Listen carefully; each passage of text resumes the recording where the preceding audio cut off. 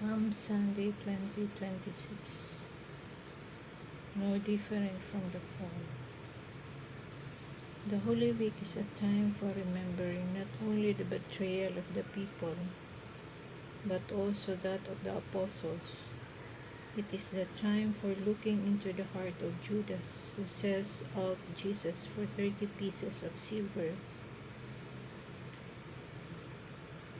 Neither should we forget Peter and the rest who in good times swear unswerving loyalty to Jesus, only to run, hide, and deny knowing him when he is on trial and suffering on the cross. If we are honest with ourselves, we can readily put ourselves in the shoes of the crowd and the apostles like them. We change our attitude toward God depending on our convenience. We say yes to Him, to His words, but at the slightest provocation, we are ready to betray Him.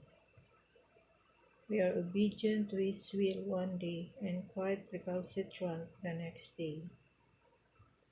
We too welcome Jesus lavishly only to crucify Him again and again when we sin. Undeniably, we are in need of salvation by ourselves. We are slaves of our nature. With Jesus, we are strong, true, and steadfast. Holy Week is also the time to remember that God remains faithful despite our inconstancy. Though He is saddened by our unfaithfulness, He continues to wait for the moment when we voluntarily accept Him as our Savior. Please like and subscribe.